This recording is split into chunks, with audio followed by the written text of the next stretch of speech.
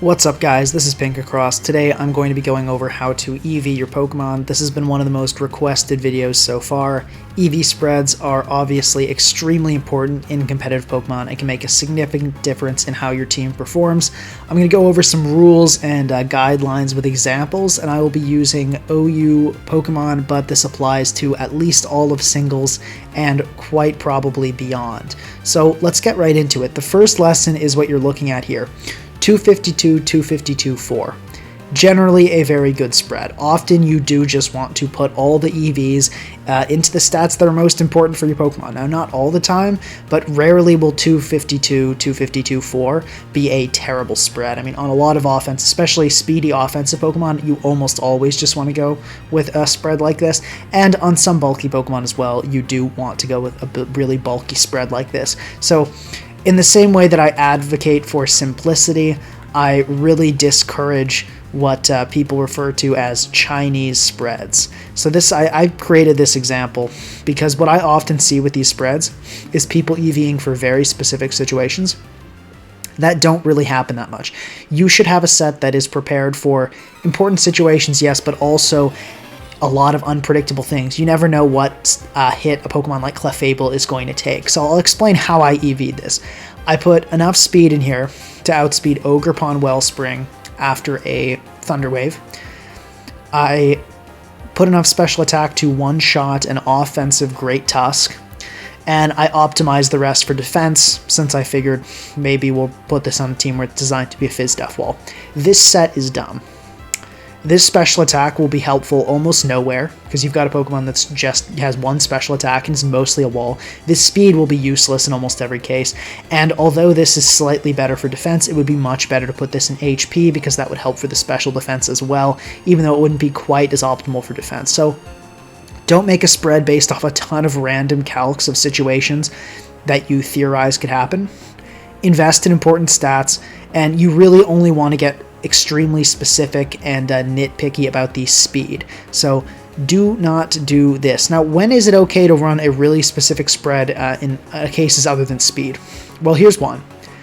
When the stat you're putting the EVs into is helpful beyond the specific situation you EV'd it for. So in a case like this Clefable, this special attack is going to help almost nowhere. In Dragapult, this 52 will allow you to one-shot a Roaring Moon. How often is a non-Terra, non-boosted, non-Scarf, whatever Roaring Moon just going to be staying in and taking a Dragapult Darts? Not often. This situation will occur maybe 1 in 100 games optimistically. This is not a very relevant calc, but you're going to be using Dragon Darts on a ton of stuff. This is going to make Dragon Darts do more against Glow King, Garganacl, Blissey, a bunch of random stuff. So even though you EV'd it for a situation that will almost never occur, this 52 is still helpful. So that's one way in which it's okay. Similar example with Cinderace here. This 32 is to guaranteed one-shot Goldengo with no defense investment. How often is a no defense invested Goldengo going to be like, yeah, I want to stay in on this Cinderace, let's see what happens? No, not often, but at the same time, this 32 in attack is going to also boost Pyro Ball and U-turn for a bunch of stuff, so it doesn't really hurt to have it here. Now, the other situation in which it's okay to run a really specific spread is if a situation, even if it's one that's not helpful in other areas, is extremely common. So I had to come up with an example from the previous metagame, since I couldn't think of any in the current. But if you guys remember when Glamora was running Energy Ball all the time, this was a Great Tusk that could always live that Energy Ball, and Earthquake, and then threaten a Rapid Spin. So generally, this is a extremely rare case in which you're going to want to put something into a normally useless stat like Special Defense on Tusk. Tusk is not here to be a special wall, but it's not that many EVs, and it helps for a very specific situation, because there was a time on ladder when Glamora was on like 1 in 5 teams early metagame. So those are the only two situations where you want to run an EV spread kind of like this, where you either the EVs that you're putting in for a very specific, not likely to happen calc are good for other areas and are just generally solid EVs, and when a situation is extremely common. And you're almost never going to have this be the case, that a situation where you should invest almost useless EVs just for a very, very specific thing. The fact that I had to go to a previous metagame of OU to think of an example for this shows you that you should almost never be EVing your Pokemon like this. Now, before we continue, if you guys are enjoying the content, please consider subscribing, liking, and leaving a comment. All of these things help out a lot. Now, it wouldn't be a video of EVs if we didn't talk about hazard damage. Your HP should never multiply by the percentage damage you take from Stealth Rock or Spikes and result in a whole number. So here's an example of that. This is a good Kyurem spread. What if I did this? What if I put this in HP? Well, now my HP is 392, which is divisible by 4, meaning this can only enter 3 times on Stealth Rocks before dying. If I take this away, suddenly it can enter 4 times. Big deal, especially with Pelipper. 250, this is a terrible spread. 252, awful. Divisible by 4, your Pelipper will die. That can mean the difference between getting Rain Up and not getting Rain Up. Similarly, this rounds down with Life Orb, so if you're using Life Orb, don't have HP that's divisible by 10. You guys get the idea. You don't want to have it be divisible. Generally, what I consider to be a good rule for HP, if you don't want to make the specific Spikes or Stealth Rock calculations, just make sure your HP is odd. Odd is a good way to go about it. Now, let's talk about speed. Speed is, in many cases, the most important thing you want to EV for, especially on bulkier Pokemon. Picking a speed tier can be a really, really big deal. A lot of offensive Pokemon will just run max speed, but with these walls, it's a very, very big deal. So Galarian Slowking is an example of this. Always wants to run absolute zero IVs, minus nature, absolutely nothing, so it can get that slow, chilly reception on other Glowking. Another example of this kind of speed being important on a bulkier Pokemon, Swords Dance Gliscor, especially when I run the especially defensive variants, I always really like to be able to outspeed Raging Bolt. Difference between getting Dragon Pulsed and not getting Dragon Pulsed is pretty big, so I want to outspeed max speed Raging Bolt. Skarmory is a huge one, right? So this is the spread that most people will run, 96 speed on Skarmory, and this allows you to outspeed Adamant, Kingambit, and get an Iron Defense up. This is a huge deal. Getting up an Iron Defense before a Kingambit hits you with a +2 Kowtow Cleave versus after it hits you with a +2 Kowtow Cleave is the difference between your Skarmory being useless against Kingambit and beating the Kingambit. There is a whole list of speed tiers that Smogon has, which I will link in the description, but basically you want your wall to be outspeeding certain things because it can often be really, really relevant.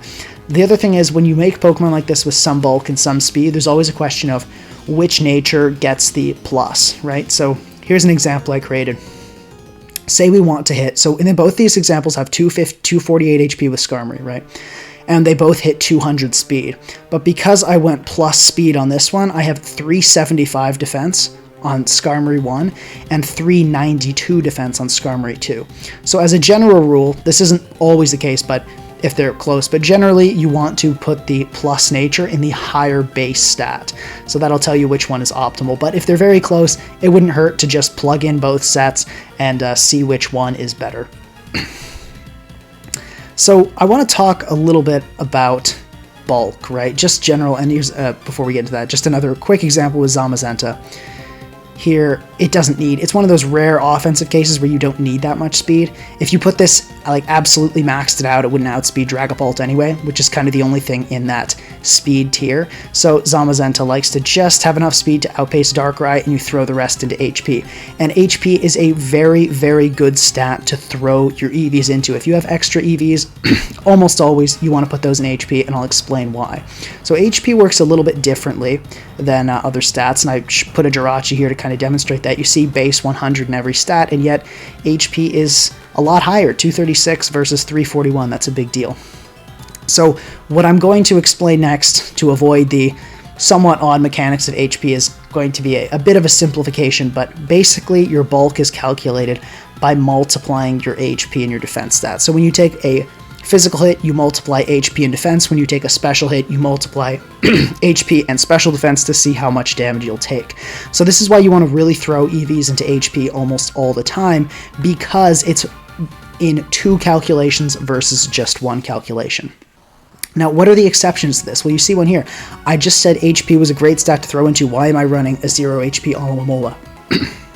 Well, the answer to that is because it's multiplying, you really want to put your EVs in the lower stat. Now, not all the time, but when it's such a significant difference, such a big ratio change, things like Alamomola, like Blissey, it can often be worth it.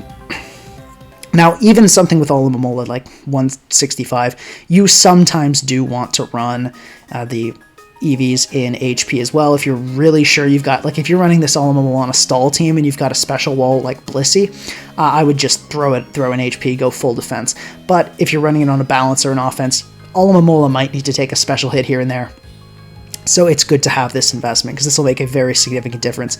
To give you an idea of how much it can mean to not invest in HP on these Pokemon with these incredibly high HP stats, here's an example with Blissey. So if we take away this defense and invest in HP, our physical bulk would be calculated, as I said, multiply your HP and defense.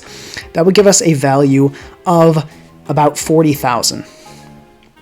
If we take this HP away, invest in defense, and now we multiply, or whoops, that's Spatak. We put our all in defense and then multiply defense and HP, we now get a number around 77,000. So by just changing your investment from HP to defense, you can almost double your Blissey's physical bulk.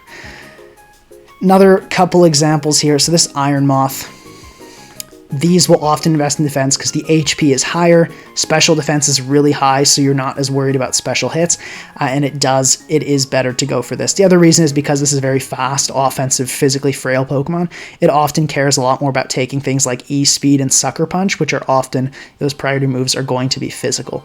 So Iron Moth, especially the speed boosting set's one of those rare cases in which you don't throw the extra EVs into HP.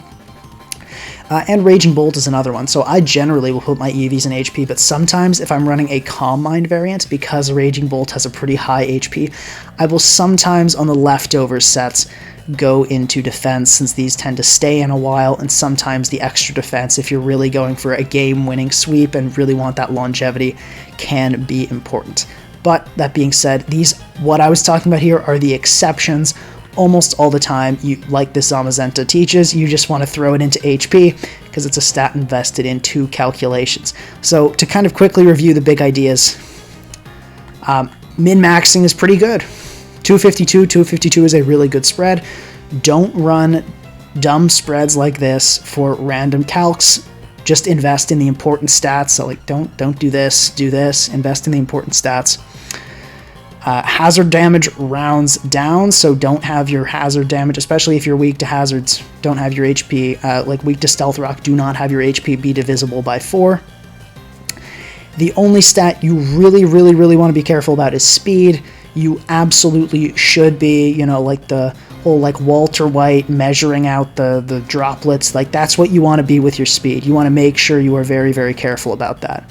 And due to how bulk works in the calculation, you generally want to throw it all into HP, but because it is multiplication in this case, sometimes you do want to invest in those lower stats and not in HP when you have a Pokemon with an incredibly high base HP stat or an incredibly poor defense stat. Hope you guys enjoyed the video, and I'll see you next time.